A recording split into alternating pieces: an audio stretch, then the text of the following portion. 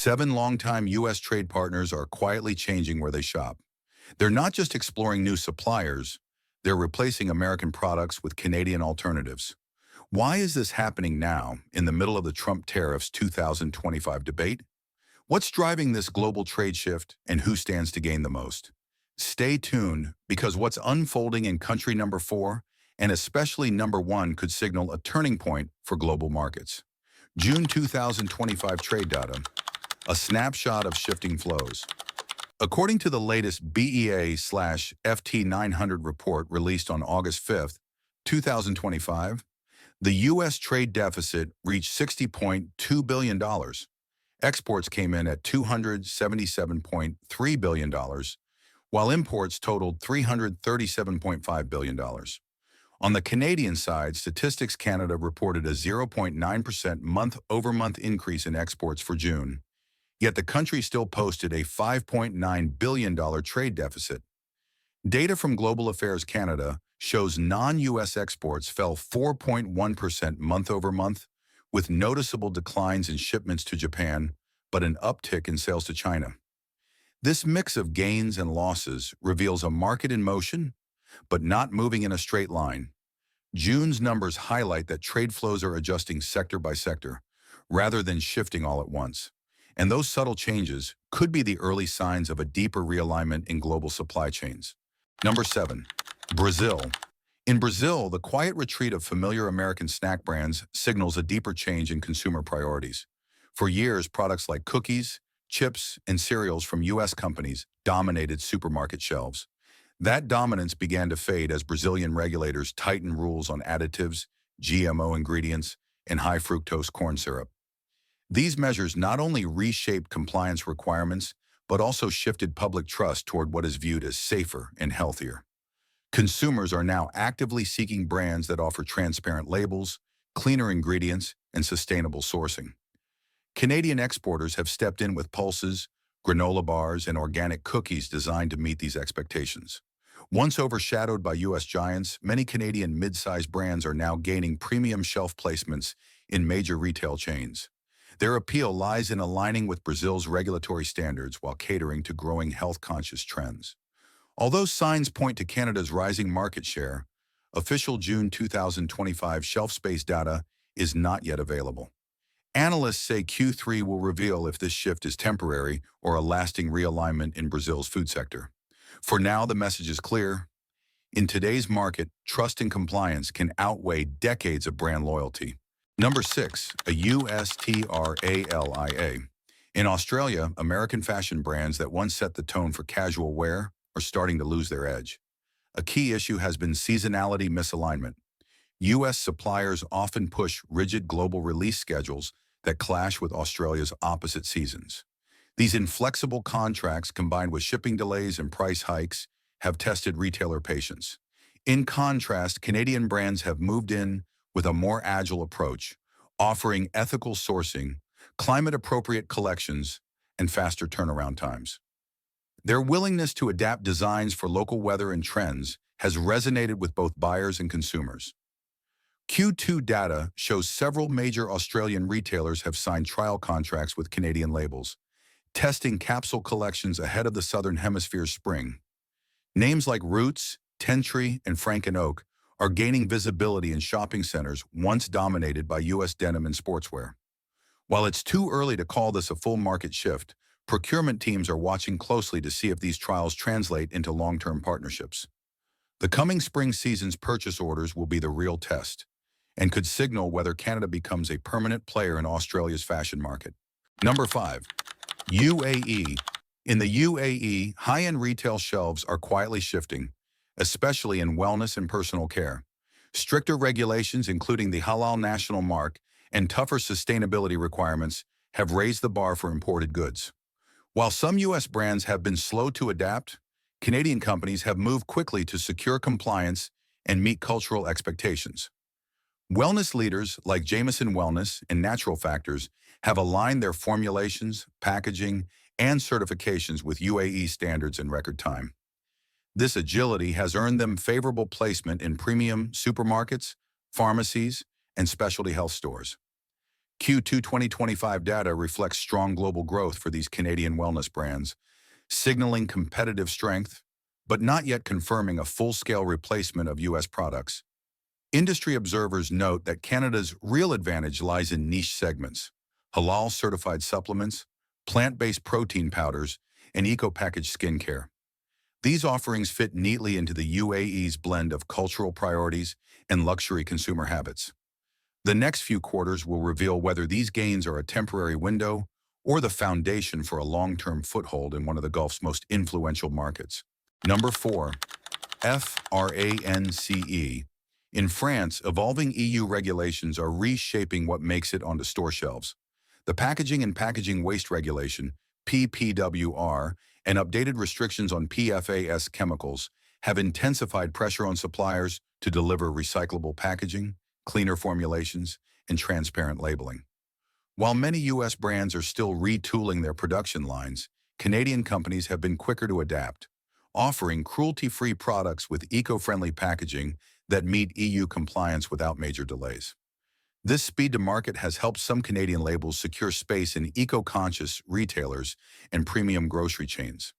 From household cleaners to skincare, the emphasis on sustainability and ingredient clarity aligns closely with French consumer values. However, as of June 2025, there is no concrete trade data showing a significant, systemic replacement of U.S. goods by Canadian alternatives. For now, it appears to be selective, category-specific wins rather than a broad market takeover. Still, the shift raises a bigger question. Could this be the early stage of a supply chain reconfiguration across the EU, with France setting the tone? The answer may depend on how quickly U.S. brands can close the compliance gap before Canadian suppliers entrench themselves further. Number 3, India. India's Comprehensive Economic Partnership Agreement, CEPA, with Canada has long reduced trade barriers, giving Canadian exporters an edge in agricultural and packaged goods. Pulses, lentils, and other staples from Saskatchewan and Manitoba have been key beneficiaries, securing a steady share in India's massive food market. However, a July 2025 policy announcement could shift the outlook. The Indian government has set a target for full self-sufficiency in pulses by 2028. If successful, this strategy could gradually reduce import volumes, challenging Canada's stronghold in this category. For now, Canada remains well-positioned, with consistent quality and reliable delivery that help it outcompete other foreign suppliers. In consumer goods beyond staples, the competition is less decisive. American brands still hold visibility in personal care and packaged snacks. Though Canadian entries are making inroads in health-focused segments, the coming months will be critical, with import statistics for HS code pulses in July-August expected to reveal whether demand for Canadian pulses is holding steady or starting to slow. India's market remains vast and complex, but future growth for Canada may depend on diversifying into categories beyond its traditional strengths. Number 2, Germany. Germany's retail and import landscape is heavily shaped by EU environmental and safety regulations. The tightening of PFAS restrictions and stricter packaging standards under the EU's sustainability agenda are raising compliance costs for global suppliers. For some U.S. brands, these changes have meant slower adaptation and higher barriers to maintaining shelf presence. Canadian exporters, in contrast, are being viewed as low-friction suppliers, able to adjust formulations, packaging, and documentation more quickly to meet German and EU-wide standards. This adaptability has helped certain Canadian products, from eco-friendly cleaners to sustainable packaged foods, gain trial placements in German retail chains. Still, as of June 2025, there is no concrete trade data confirming a significant loss of U.S. market share in Germany to Canadian competitors. Any current gains appear targeted and category-specific, rather than a wholesale shift. Analysts suggest that Q3 will be telling, as neighboring Austria and the Netherlands could follow Germany's lead in sourcing strategies. If those markets adopt similar procurement preferences, Canadian exporters could solidify their position, but only if they maintain speed, compliance, and competitive pricing in the face of potential U.S. countermeasures. Number 1, Japan. Japan's consumer market is renowned for its precision and strict compliance expectations. The Consumer Affairs Agency's positive list, updated on May 9, 2025, introduced tighter requirements for materials in contact with food, alongside clearer labeling standards. For some U.S. exporters, adapting to these changes has been slow, creating small openings for competitors.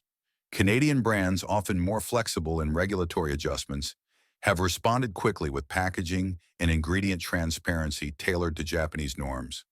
This agility aligns well with Japan's deep-rooted consumer culture of trust and harmony, where consistency and respect for detail can outweigh brand heritage. A notable signal came when a major Japanese lifestyle influencer partnered with a Canadian plant-based skincare brand, generating wide engagement and boosting brand credibility. While this does not yet represent a systemic replacement of U.S. goods, it marks a meaningful shift in perception. As of Q2 2025, there is no hard trade data confirming a broad displacement of American products, but the cultural groundwork for change is visible. Whether Canada can convert these early wins into lasting market share will depend on sustained compliance, competitive value, and continued resonance with Japanese consumer values. Common threads driving the top 7 market shifts. Across all 7 countries, 3 core factors stand out in Canada's recent trade momentum. First is compliance and regulatory alignment. From the EU's PFAS restrictions to Japan's updated positive list and the UAE's halal national mark, Canada's ability to adjust formulations, packaging, and documentation quickly has earned trust from regulators and buyers alike. Second is cultural alignment and packaging. Canadian brands often localize not just language, but also product presentation and ingredient choices to reflect regional tastes, values, and sustainability preferences. Whether it's cruelty-free certifications in France or minimalist, harmony-focused packaging in Japan, these cultural touchpoints create stronger consumer connections. Third is logistics and seasonal fit. Unlike U.S. suppliers that sometimes rely on rigid global schedules, Canadian exporters have shown greater flexibility in production cycles, shipping windows, and climate-appropriate product design. A clear advantage in markets like Australia, where seasons are reversed. These combined strengths have allowed Canada to win selective shelf placements and trial contracts in competitive markets. While the changes are not yet wholesale replacements, the underlying dynamics suggest a long-term opportunity. If Canadian companies can maintain agility, deepen cultural understanding, and scale operations without losing their compliance edge. Impact on U.S. companies, risks and responses. For American companies, the trends emerging in these 7 markets pose significant strategic risks. The most immediate is the potential loss of key international markets, many of which have been reliable revenue drivers for decades. Even small declines in share within high-value economies like Germany, Japan, or the UAE can ripple into reduced global brand visibility and negotiating power with distributors. Compliance demands add another layer of pressure. Stricter packaging, ingredient, and certification standards mean higher regulatory and reformulation costs, as well as possible disruptions to established supply chains. For companies operating at massive scale, adapting quickly across multiple jurisdictions can be both logistically complex and financially taxing. Yet the picture isn't entirely negative. Some U.S. brands have already demonstrated how to counter these shifts. One case study is a major American personal care brand that re-engineered its packaging to meet EU recyclability targets ahead of the PPWR deadline, securing renewed contracts with French and German retailers. Similarly, a U.S. food producer in Japan adapted ingredient sourcing and labeling to align with the updated CAA positive list, maintaining premium shelf space. These examples show that with targeted investments in compliance, cultural adaptation, and flexible logistics, American firms can slow or even reverse the competitive gains Canada is currently making. Opportunities and challenges for Canada. Sustaining the momentum. For Canadian exporters, the developments in these 7 markets represent both a remarkable opening and a demanding test. The primary opportunity lies in maintaining high compliance and product standards while serving markets with very different cultural, climatic, and regulatory demands. Canada's recent wins have been built on speed, flexibility, and credibility, traits that must be preserved even as export volumes grow. In the short term, Canada's ability to meet sustainability regulations, adapt packaging to local preferences, and maintain ethical sourcing will remain its competitive edge. Yet this success also carries the risk of over-reliance on current trends. Many of these gains are tied to specific market conditions, such as U.S. supply chain delays, tariff effects, or sudden regulatory shifts, which could ease or reverse in the coming years. If American brands adapt quickly, or if local markets close regulatory gaps, Canadian suppliers may find their shelf space under renewed pressure. To mitigate this, Canada will need to diversify its market strategy. That means deepening penetration in these 7 countries while simultaneously seeking footholds in other growth regions. Southeast Asia, Africa's emerging middle-class markets, and niche categories within the EU beyond current beachheads. Investment in brand building will also be crucial. Many Canadian products are still relatively unknown to mainstream consumers outside niche health or organic segments. Expanding marketing efforts, forming partnerships with local influencers, and securing multi-year contracts can transform temporary shelf gains into long-term market presence. Finally, Canada must balance ambition with capacity. Scaling too quickly without reinforcing supply chain reliability could undermine the very trust that fueled these opportunities. In short, Canada's path forward requires guarding its current advantages, broadening its reach, and ensuring that today's trade shift evolves into a sustainable position in the global marketplace. Watch list: the next 60 to 90 days. The coming 3 months will be critical for confirming whether the trends seen in June are gaining traction or beginning to fade. On September 4th, 2025, the U.S. BEA will release July trade data, offering the first post-mid-year snapshot of export and import flows under current tariff conditions. Around the same time, Statistics Canada will publish its July International Trade Report, which will help measure whether Canada's export gains are holding steady across both U.S. and non-U.S. markets. Regulatory developments also demand close attention. In the EU, further implementation guidance for PFAS restrictions and PPWR packaging rules could shift procurement strategies, particularly in Germany and France. In the Gulf, any updates to the UAE's halal national mark compliance processes could influence product approvals and shelf timelines. Meanwhile, Japan's CARA positive list is still in its early enforcement phase, and additional clarifications could either expand or limit market openings for compliant suppliers. Looking ahead, watch for emerging markets that could join the top list. Countries in Southeast Asia, parts of the Middle East beyond the UAE, or even secondary EU members may begin showing similar sourcing shifts toward Canada. Tracking these signals now will help exporters and competitors prepare for the next wave of changes in global trade patterns. What we've seen across these 7 countries is not yet a full reversal of global trade, but it is a clear signal that the ground is shifting. Canada's recent gains are built on compliance, cultural fit, and agility, while U.S. brands face pressure to adapt or risk losing ground. The question now is simple. If this trend continues, which American brands will be hit first and hardest? We want to hear your thoughts. Share your perspective in the comments. Your insights could be featured in a future episode. If you found this analysis valuable, give the video a like to help more viewers discover it. And don't forget to subscribe and turn on notifications so you never miss our updates on Trump Tariffs 2025, the global trade shift, and the next big changes in global markets.